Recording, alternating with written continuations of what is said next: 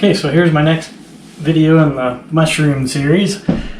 I just got some syringes of some mushroom liquid culture, and I'll give you a quick rundown on what I do when I first get these.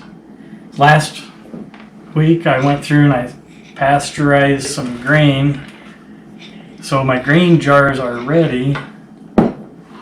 And what I also did was I also prepared some liquid culture jars. I'll show you how to do that right here. So what I'll do is I'll take a jar. I usually use the little ones because I don't go through that much. And I'm going to tear out the jar. I'll add my water. And that shows I got 100 milliliters of water. And what I'm going to do is make about a 4% solution of water and sugar. So I'll take my 100 times 0.04, and it's telling me I need to use 4 grams of syrup. So I'll pour in 4 grams. So my scale's showing 101. Doesn't have to be exact. So I'm going to take that up to 105.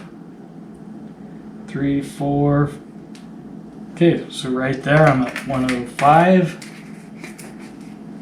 So there I have my liquid culture medium I'm going to use. I'm going to drop in a stainless steel nut. You can use a stir bar or anything that won't corrode. And what you're going to do with that is periodically stir your jars up after the culture's added to keep them broken up. So on some of these grains you can actually see they're really thick, and you try and break them up as best as you can, especially before you actually use them. So that'll set that aside. So what I'm actually going to do now is start inoculating my jars with the mushroom spores that I just got, or the liquid culture. And first thing I'm going to do is use a little bit of isopropyl alcohol and get a rag kind of ready. Clean my hands off good. Everything you do, you want to try and keep it as sterile as possible to avoid any contamination.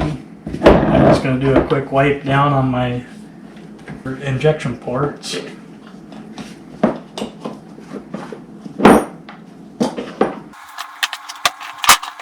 And since these are brand new needles, they're already sterilized in the bag, so I shouldn't have to sterilize them. But if you do need to use pre-used needles, you can use a little torch like that.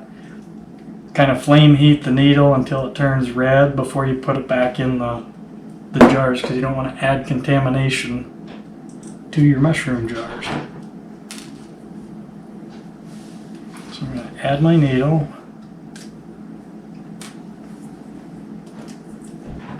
This one is a chestnut, so I'm going to use the self-injection or self-healing injection port. Insert my needle and just add about a cc. And I'll go through and do all of my same jars, or same types of jars. Give it a little shake.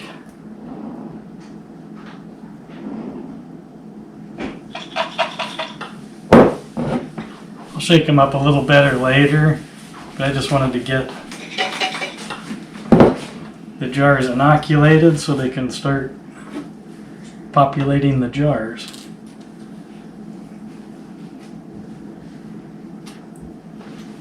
Set that needle aside and continue on with the rest of my jars. And I also, to keep the jars straight, I try and add a label to them. Usually show a picture of it, what type of mushroom I'm using, and the scientific name, just to keep them straight. And I'll also put a date on it so I know when I inoculated these jars.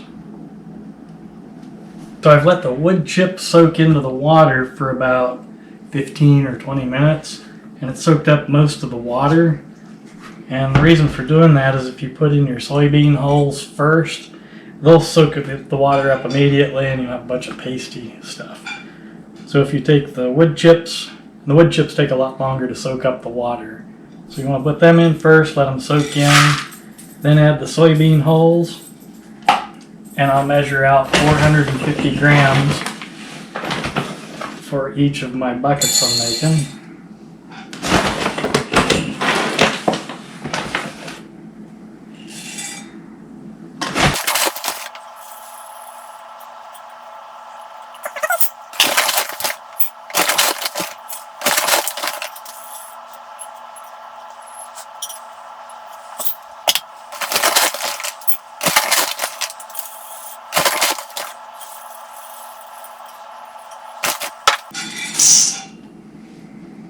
So I got 450 grams of hardwood sawdust pellets, 450 grams of soybean hulls, 1,400 grams of water, and a quarter cup of gypsum. And you could, or I've heard some people say, why don't you use drywall or plaster of Paris? A lot of the reason is you don't know what's in it. It could have fiberglass, antifungals. You just don't know what's in non-food grade gypsum, so I don't use it. Anyway, we'll give this another hand toss. Get them all mixed up. And you can see I'm squeezing pretty hard and no water's dripping out. It's definitely damp, but it's not squeezing out water. So the moisture feels pretty good.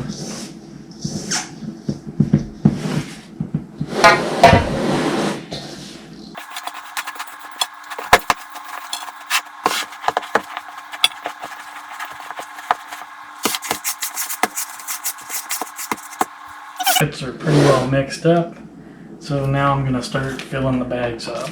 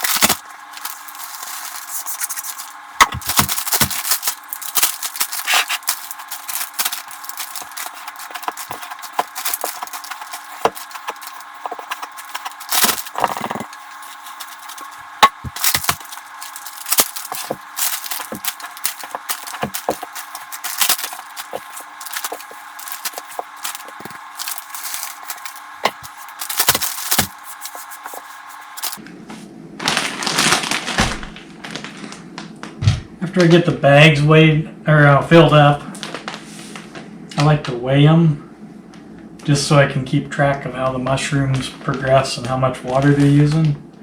So right now my scale's zeroed out.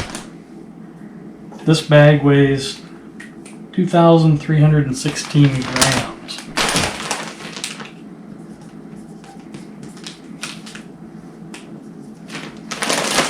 I'll do that for each of the bags that I prepare. 2,431.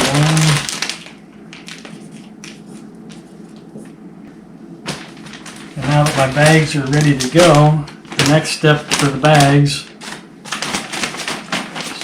is to pasteurize it. And the way I've been doing it is in the Instant Pot. So I'll take my bag, which has 1,400 grams of water, 450 grams of hardwood sawdust pellets, 450 grams of soybean hulls, and a quarter cup of food grade gypsum. So I'll take the bag like that and fold it over and then place it in the Instant Pot. In the Instant Pot, I've already put in the rack so the plastic doesn't touch the bottom, and I filled up with water up to the top of the rack. So I'll fold my bag over, put it down into the Instant Pot, and I've tried tape before and the tape just turns sticky, And I've found that I've never had an actual problem with the bags just going in like that.